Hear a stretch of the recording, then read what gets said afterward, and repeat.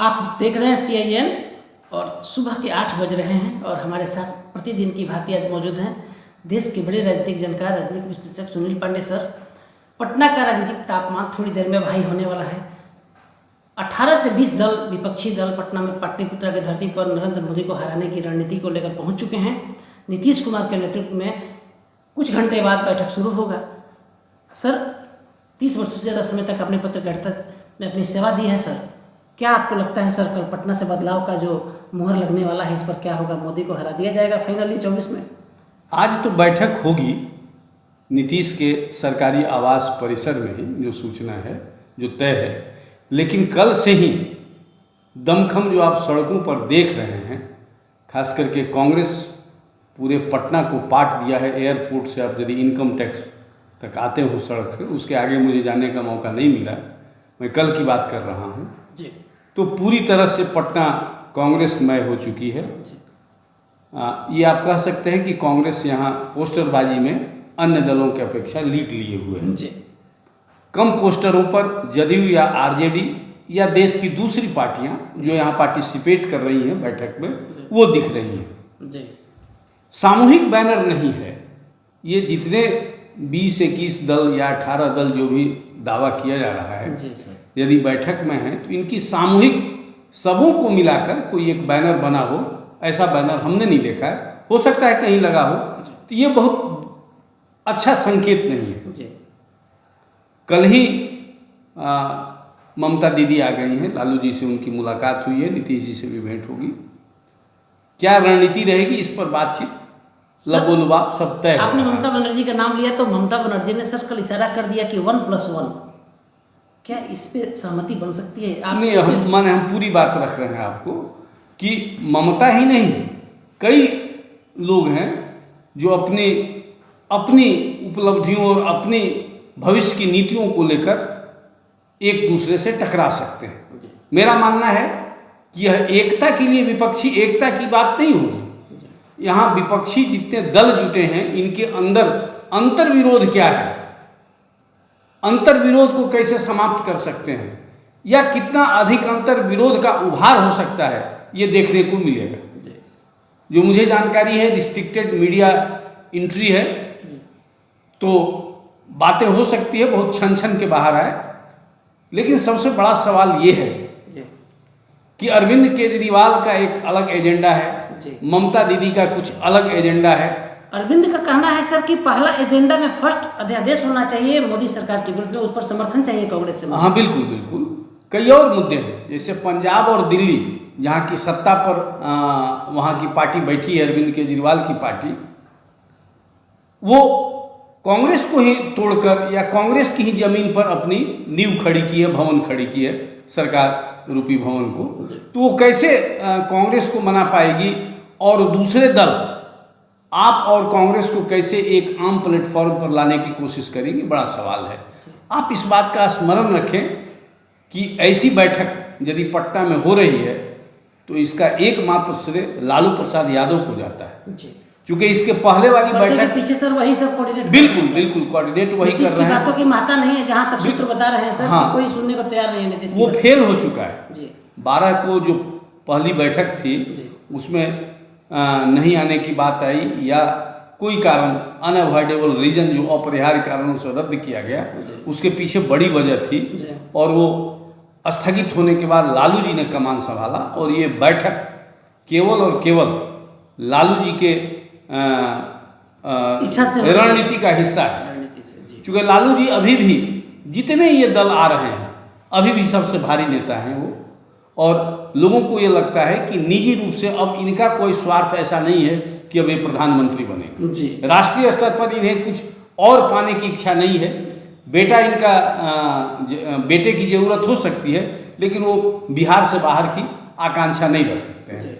तो पहली बात तो ये समझ ली कि ये बैठक एक बार फिर से लालू को जिंदा कर रहा है। स्वास्थ्य उनका ठीक नहीं है, लेकिन ये बहुत बड़ा कोरामीन का काम करेगा लालू जी के लिए। राजनीतिक विरासत या राजनीतिक एक बड़ा चेहरा एक बार फिर से तेजस्वी के लिए सर फायदा होगा इसका? बिल्कुल फायदा होगा। नीतीश कुमार को हो या ना हो सर, नीतीश जी को तो किसी भी स्थिति में हानि ही हानि है। लाभ होने की कोई ज़रूरत नहीं है, क्योंकि आप अपने घर में यदि कमज़ोर हैं तो दूसरे आपको कहाँ से पनाह देगा और क्यों आपकी बातें मानेगा।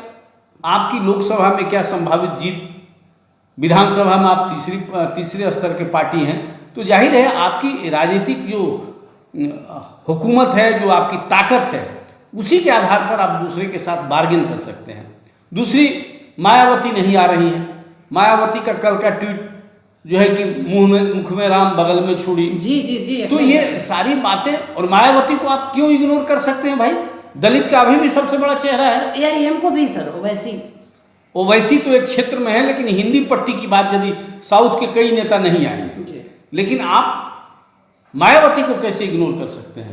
लोकसभा में उसके 10 सदस्य हैं।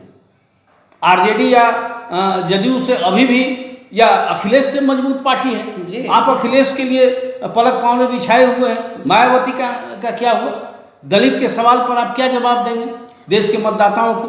सर, जब ये लोग हाथ मिलाएंगे सर, जब मीटिंग करने के बाद सब हाथ मिलाएंगे सर, जेडीयू ने सर कल कह दिया है सर कि मोदी हटाना ही मुख्य एजेंडा है, जबकि आम आदमी पार्टी का कहना है कि अध्यादेश कांग्रेस दिल्ली छोड़ दे, पंजाब छोड़ दे, हम अन्य राज्य को छोड़ देंगे सर।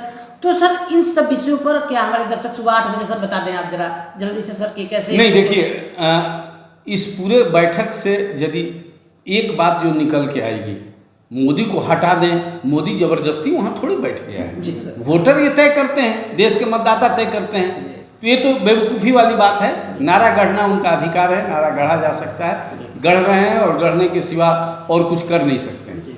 कांग्रेस को फायदा हुआ है, कांग्रेस को एक बार फिर से एक आम सहमति बन रही है, और दुर्भाग्य है देश का कि कांग्रेस के लिए सहमति बन रही है, और राहुल जैसे ही कुछ बोलेंगे इनका दामन फिर गड़बड़ हो जाएगा।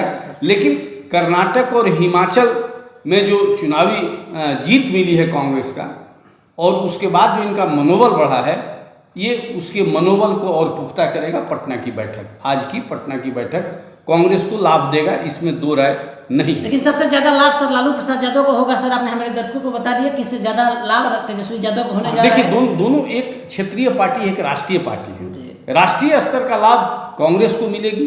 कांग्रेस को जो आज से 6 महीना और साल भर पहले, हिमाचल के चुनाव के पहले जो मनोबल उनका टूटा हुआ था, हिमाचल की जीत हुई, फिर कर्नाटक की जीत हुई, और पटना में बैठक, भले नीतीश जी को श्रेय दिया जा रहा है बैठक बुलाने का, लेकिन मैंने आपसे चर्चा किया कि मेन श्रेय लालू जी को मिलना चाहिए, मिल भी रहेगी, मिलेगी भी। लेकिन इसका लब्बो-लुबाब जो सबसे बड़ा राजनीतिक फायदा होगा कांग्रेस को मिलेगा, इससे आप इनकार नहीं कर सकते हैं। अब रही बात कि शरद पवार क्या कहते हैं, ममता क्या कहती हैं, अरविंद केजरीवाल क्या कहते हैं, उद्धव ठाकरे क्या कहते हैं, अखिलेश यादव क्या कर सकते हैं, ये सिर्फ फुटबॉल होना तय है। 77 से आप तुलना नहीं कर सकते कि सारा विपक्ष एक हो गया। विपक्ष एक हो गया तो वहाँ जयप्रकाश नारायण भी थे। ये लोग एक इमरजेंसी के खिलाफ एकजुट हुए थे। कोई एक कारण था जिसके खिलाफ सारे लोग एकजुट हुए थे। ऐसा कोई यहाँ मुद्दा नहीं है, और ये एक बिल्कुल ये अच्छी बात है। राजनीतिक कसरतें होनी चाहिए, और सत्ता में जो पार्टी बैठी हुई है उसके विपक्ष में उसी दमखम का पार्टी बैठे, तो देश के मतदाताओं के लिए, देश की राजनीति के लिए ये बेहतर शुभ संकेत है। लेकिन ये हवाई साबित होगी, इस बात को मैं फिर से दोहरा रहा हूँ। तो आप सुन रहे थे सुबह सुबह 8 बजे हम आपको अपने राजनीतिक विशेषज्ञ सुनील पांडे सर से सुनवा दिए, राजनीतिक भविष्यवाणी भी करवा दिए।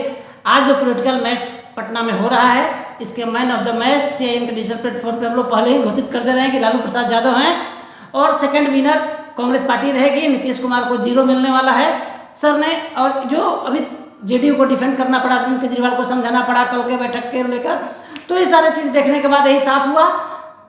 मूल निष्कर्ष सर ने बता दिया है कि इससे किसको फायदा हो रहा है, किसको घाटा हो रहा है। और मायावती अगर इस विपक्ष में नहीं शामिल है तो उत्तर भारत में इस महागठबंधन का कोई महत्व नहीं हो जाता है, इसलिए कि दलित का बड़ा चेहरा मायावती है, इसको आप नकार नहीं सकते हैं। दूसरी तरफ बिहार में जीतनराम मांझी और चिराग पासवान भी सर इससे अलग हैं, तो निश्चित रूप से महागठबंधन में जो दलित वोट उसके साथ नहीं खड़ा है, तो महागठबंधन स्वतः कमजोर है।